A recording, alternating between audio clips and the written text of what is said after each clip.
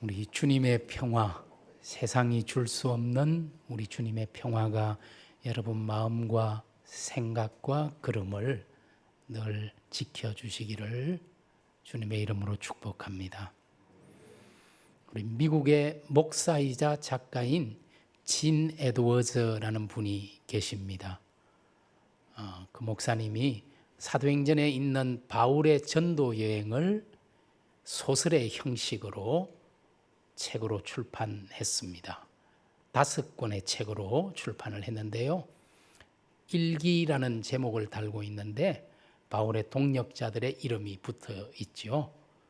바울의 1차 전도 여행은 실라의 일기, 그리고 2차 전도 여행은 디도의 일기, 3차 전도 여행은 2권으로 되어 있는데 디모데의 일기, 브리스길라의 일기, 그리고 마지막 바울의 로마행은 가이오의 일기라는 제목으로 나와 있습니다.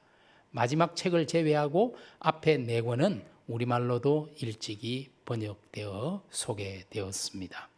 일기라는 제목을 달고 있고 또 소설의 형식이긴 하지만 사도행전의 내용을 충실하게 따라가고 있기 때문에 다큐멘터리 같은 느낌을 받게 됩니다. 오늘 우리가 읽은 이 사도행전 22장의 이야기는 브리스길라의 일기에서 다루어집니다. 여러분, 브리스길라가 누구입니까? 브리스길라와 아굴라 부부. 바울이 2차 전도 여행 때 고린도에서 이들 부부를 만났지요. 그리고 고린도에서 함께 거하면서 복음을 전하고 1년 6개월 동안 바울로부터 제자 훈련을 받았던 사람이 바로 브리스길라와 아굴라 부부이죠. 그래서 2차 전도 여행을 마치고 바울이 수리아 안디옥 선교 본부로 돌아갈 때 에베소를 잠깐 들렀는데 그때 이 부부에게 에베소에 남아 복음을 전하고 준비해 달라 부탁을 했습니다. 그리고 나중에 바울이 3차 전도 여행으로 에베소를 가지요. 그리고 그 에베소에서 또 2년 3개월 이상을 그곳에서 함께하면서 동역하고 복음을 전했지요. 뿐만 아니라 이들 부부는 바울보다 먼저 로마로 가서 거기에서 바울의 선교를 준비합니다. 나중에 바울이 로마로 갔을 때 이들 부부와 만나서 또 동역하며 복음을 전했습니다. 얼마나 귀한 부부인지, 특히 이 아내였던 브리스길라는 바울에게 둘도 없는 동역자가 되어 주었습니다. 이런 동역자를 가진 바울이 얼마나 복받은 사람인지요.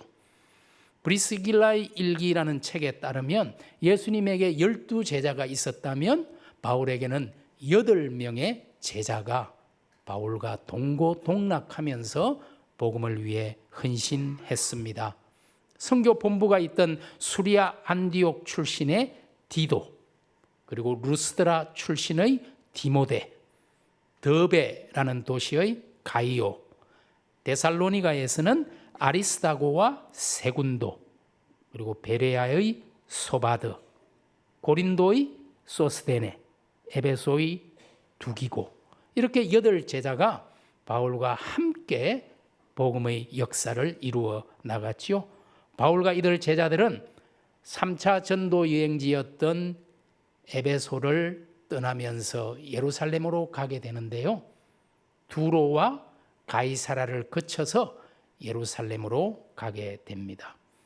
그런데 예루살렘으로 가는 그 길은 분명 위험한 길이었지만 가야만 할 사명의 길이었습니다. 모든 사람들이 바울이 예루살렘으로 가는 것을 만류했습니다.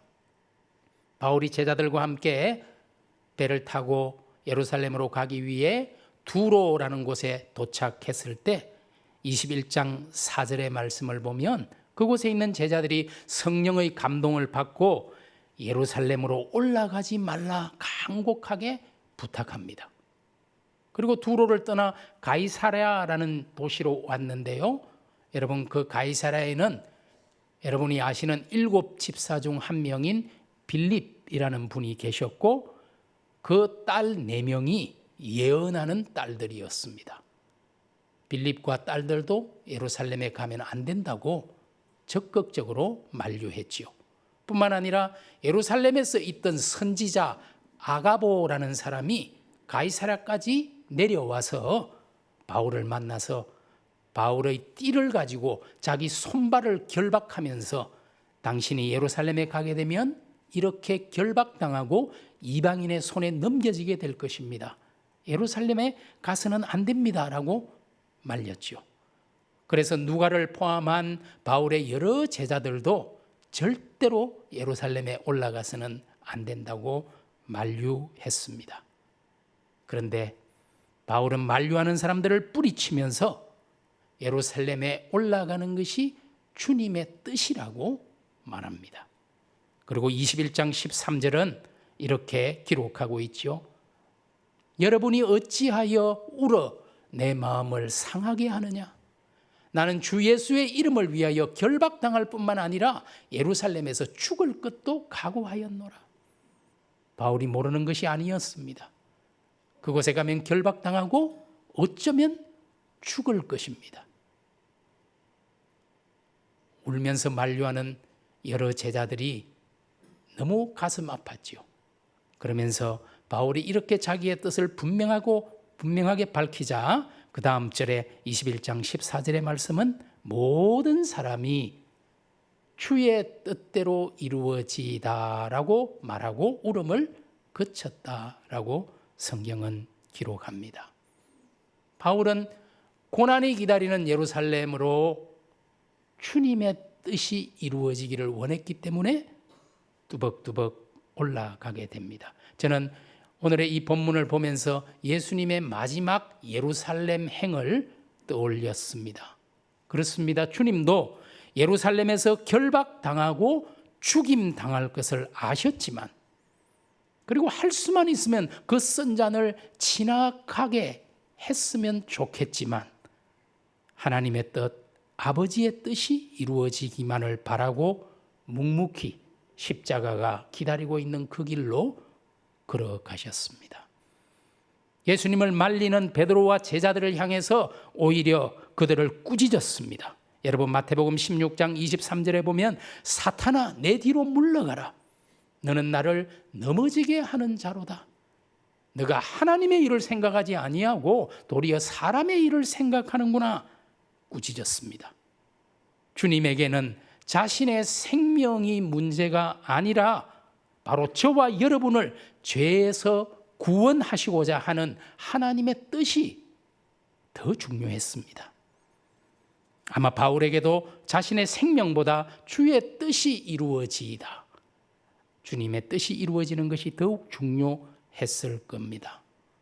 여러분, 일찍이 500년 전 종교개혁을 일으켰던 마르틴 루터라는 분이 교회 개혁의 기치를 높이 들고 로마 가톨릭을 향해 하나님을 하나님 되게 하고 교회를 교회 되게 하라 외쳤습니다.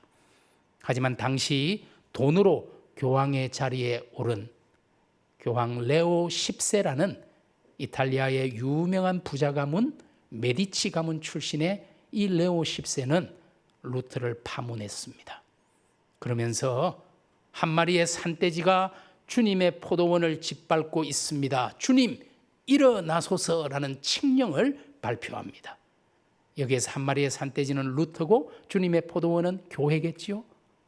이 루터라는 자가 주님의 교회를 어지럽히고 있으니 일어나 저 산돼지 루터를 죽여달라는 교서를 발표하지요. 교황뿐만 아니라 황제 카를 5세도 루터를 제국의회가 열리는 보름스라는 도시로 소환합니다. 루터의 동료들이 한결같이 보름스로 가서는 안 된다고, 거기 가면 분명히 죽게 될 것이라고 루터를 만류했지요. 하지만 루터는 보름서 제국의회 안에 마귀들이 그 지붕의 기와처럼 많다고 할지라도 나는 들어가겠노라 선언하며 보름스로 길을 잡게 됩니다. 저는 아마 루터의 이 용기는 바로 예수님과 바울에게서 배운 것이라고 생각합니다. 교회 역사 가운데는 정말 주의 뜻이 이루어지이다, 주님의 뜻을 위해서, 하나님의 영광을 위해서 자기의 생명을 조금도 귀한 것으로 여기지 아니하고 그 길을 걸어갔던 바울과 같은, 루터와 같은 수많은 우리의 선배들이 있고, 아니 지금 이 순간에도 사실 우리가 알지 못하는 오지에서 주님의 뜻을 위해, 복음을 위해 자기 생명을 내어놓고 사역하는 수많은 일꾼들이 있습니다. 혹시라도 우리는 너무 안일한 타성에 깊이 젖어 있는 것은 아닐까요? 신앙의 연조가 길어질수록 신앙의 깊이가 깊어져야 합니다. 축복만 달라는, 이것저것 해달라는 어린아이의 신앙에서 주님의 뜻이 이루어지기를 위해 고난도 감당하는 장성한 신앙으로 바뀌어야 합니다. 자기 중심에서 하나님 중심으로 바뀌어야 합니다. 우리의 기도의 내용이 달라져야 합니다. 우리의 말과 행동이 바뀌어야 합니다. 바울이 고린도전서 13장 11절에서 이렇게 말합니다. 내가 어렸을 때는 말하는 것이 어린아이와 같고 깨닫는 것이 어린아이와 같고 생각하는 것이 어린아이와 같다가 장성한 사람이 되어서는 어린아이의 일을 버렸노라.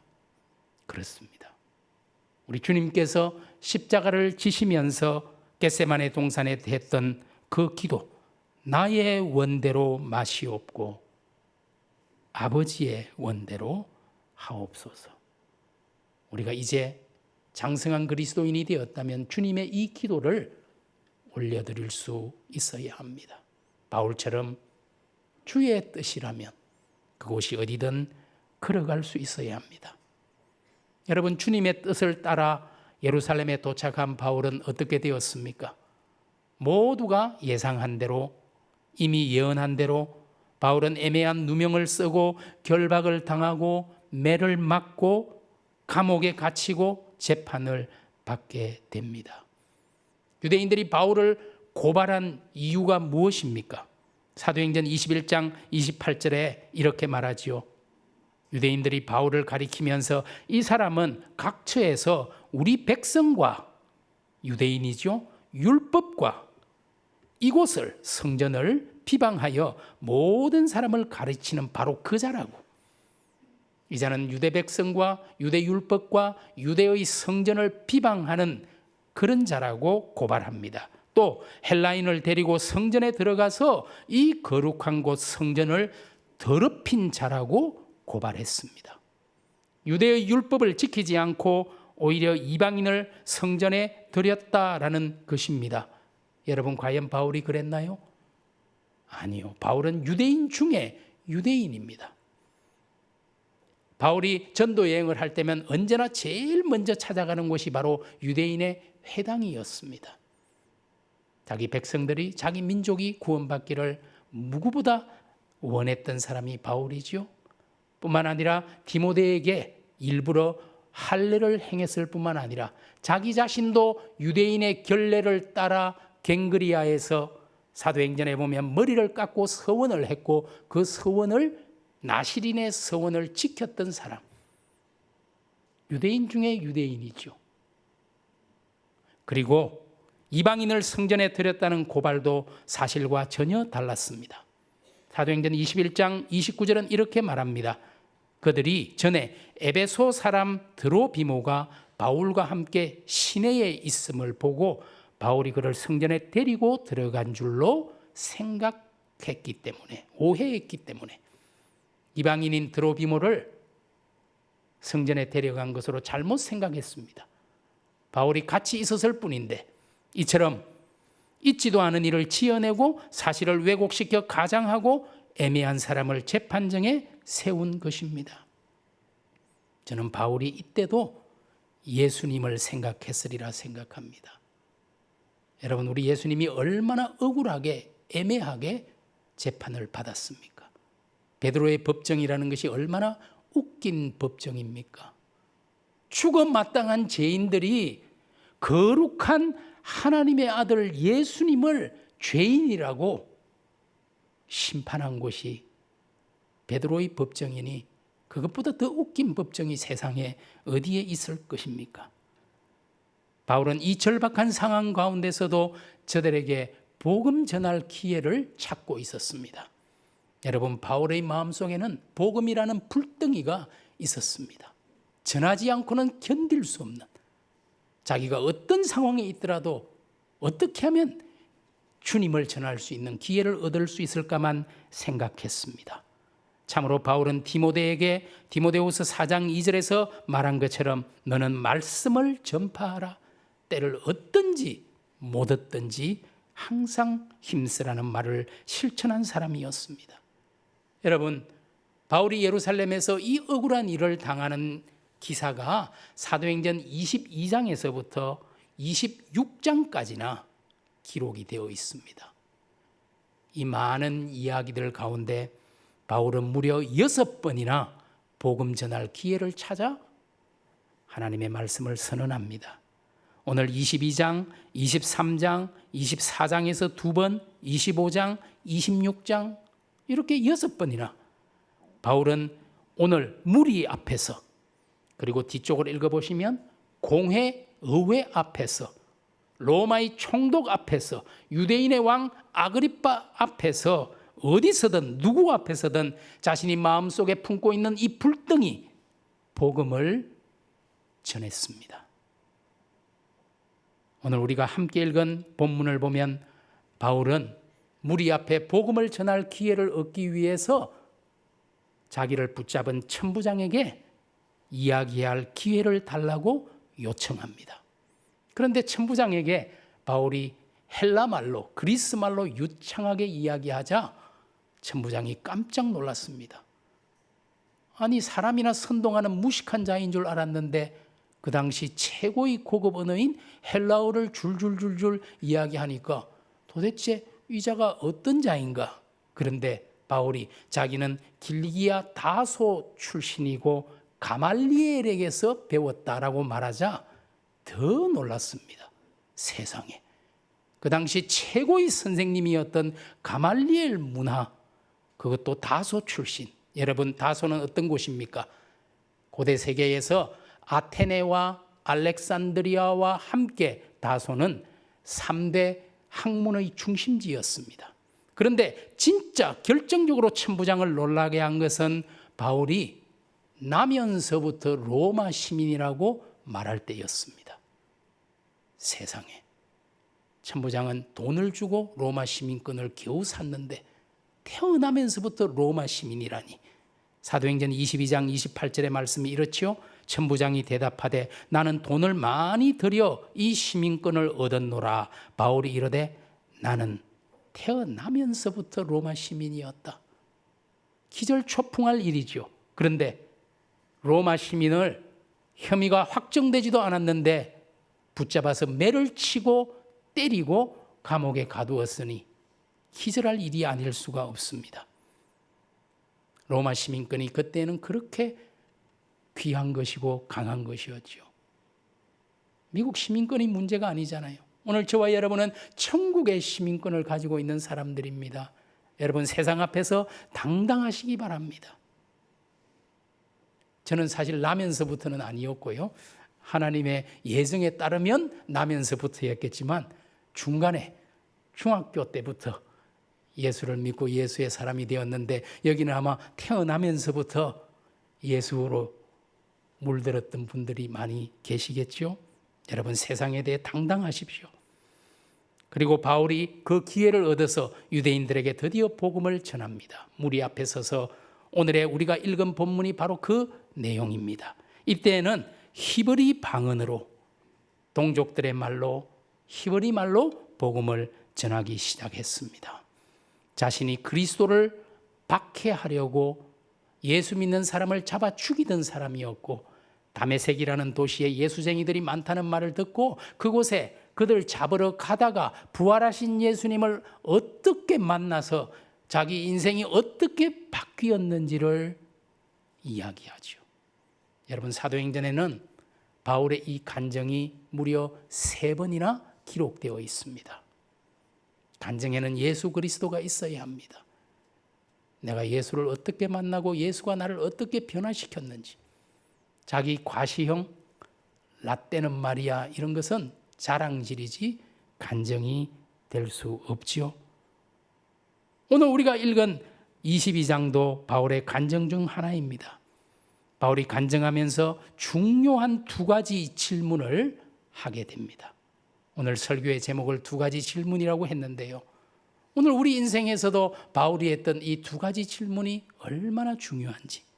첫 번째 질문, 22장 8절의 말씀. 주님, 누구시니까? 여러분에게 주님은 누구입니까? 어떤 분입니까?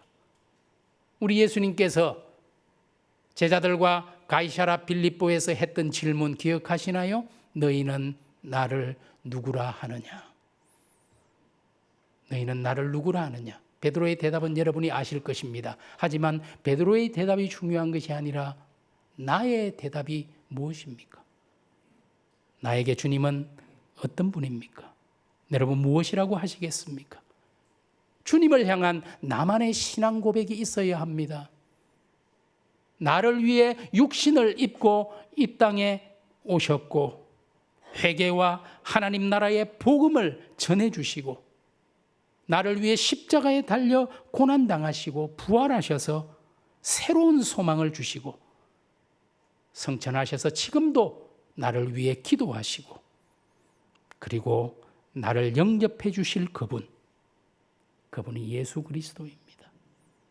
나의 구주, 나의 자랑, 나의 기쁨, 나의 생명,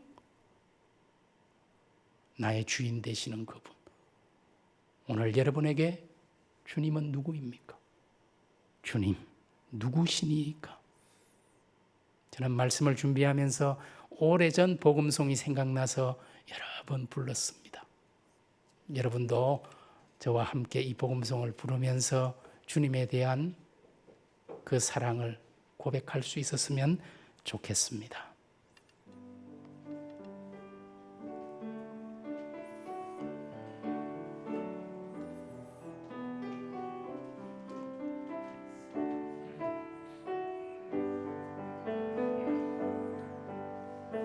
나의 사랑, 나의 생명, 나의 예수님,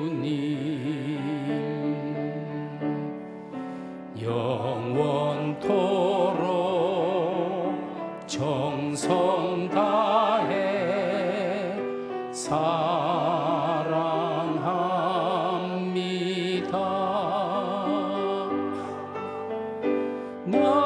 나의 힘 되신 여호와여 내가 사랑합니다.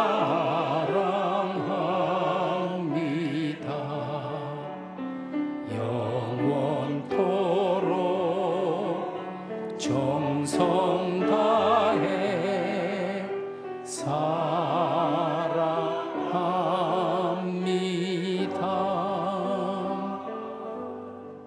영원토록 정성 다해 주님은 나의 사랑이요 나의 생명이요 나의 힘이요 나의 방패요 나의 산성이시라고 고백할 수 있는 저와 여러분이 되기를 원합니다.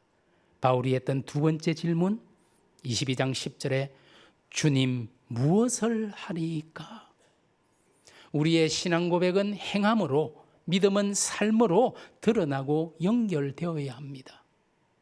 우리가 정말 주님에 대한 간절한 신앙 고백이 있다면 그 신앙의 고백대로 살아야 하죠. 주님, 무엇을 하리까? 어떻게 해야 하겠습니까? 바울의 질문은 너무나 당연합니다. 여러분 아시는 것처럼 주님의 가르침의 요약이라고 할 수 있는 마태복음 5장, 6장, 7장 산상수훈의 말씀, 그 주옥 같은 주님의 가르침 잘 아시죠? 그런데 그 산상수훈의 제일 마지막 7장 끝부분에 결론이 무엇입니까? 말씀대로, 믿음대로, 고백대로 행하라, 살라는 것입니다. 마태복음 7장 20절 그들의 열매로 그들을 알리라. 오늘 우리의 열매, 우리의 삶이 우리가 누구인지, 우리가 정말 예수에게 속한 사람인지를 말해줄 것입니다. 21절의 말씀, 나더러 주여 주여 하는 자마다 다 천국에 들어갈 것이 아니요 다만 하늘에 계신 내 아버지의 뜻대로 주의 뜻대로 행하는 자라야 할 것이니라. 24절의 말씀, 그러므로 누구든지 나의 이 말을 듣고 행하는 자는 그 집을 반석 위에 지은 지혜로운 사람이라. 26절에는 반대로 나의 이 말을 듣고 행하지 아니하는 자는 그 집을 모래 위에 지은 어리석은 사람이어서 홍수가 나면 다 무너질 수밖에 없는 흙상이라고 말하지요. 신앙과 윤리는 따로 분리될 수 없습니다. 이것이 분리되었기 때문에 우리 기독교가 얼마나 욕을 먹고 우리 주님의 영광이 가려지고 있습니까? 나의 구주이며 주인이신 주님을 위해 우리는 무엇을 해야 할까요? 주님, 무엇을 하리이까? 바울이 고백한 대로 주님과 복음을 위해서라면 나의 생명조차도 조금도 귀한 것으로 여기지 않을 것입니다. 여러분, 사무엘하 23장에 다윗과 다윗의 세 장수 이야기가 기록이 되어 있죠. 여러분, 다윗이 블레셋과 전쟁을 하게 되었습니다. 다윗의 군대는 아둘람 굴에 진을 쳤고 블레셋 군대는 다윗의 고향인 베들레헴에 진을 치고 있었지요. 전쟁하는 중에 다윗이 혼잣말로 중얼거렸습니다. 아, 내 고향 베들레헴 그곳에 있는 우물물을 한 사발 마실 수 있다면 원이 없겠는데. 그저 혼잣말로 한 이야기인데 다윗의 장군 중 세 사람이 그 말을 듣고 블레셋 적진으로 뛰어들어갑니다. 그리고 사무엘하 23장의 말씀을 보면 그 직전을 뚫고 들어가서 우물물을 길어서 다시 돌아와서 다윗에게 그 물을 내어놓습니다. 그 물을 받아든 다윗은 차마 그 물을 마시지 못했습니다. 그것은 그냥 물이 아니라 세 장수의 목숨값이었습니다. 그래서 다윗은 사무엘하 23장 16절 17절에서 이렇게 하게 되죠. 그 물을 여호와께 부어드리며 이르되 여호와여 내가 나를 위하여 결단코 이런 일을 하지 아니하리이다. 이 물을 마실 수 없다는 것이지요. 이는 목숨을 걸고 갔던 사람들의 피가 아니니까라고 말합니다. 참으로 가슴 먹먹한 장면이죠. 다윗은 얼마나 행복한 사람입니까? 이런 장수를 곁에 두었다는 사실 자체가 다윗이 어떤 지도자인지를 명확하게 보여줍니다. 또한 자신이 섬기고 따르는 주군을 위해 자기 목숨까지 내어놓을 수 있었던 세 장수는 얼마나 충직한 일꾼인지요.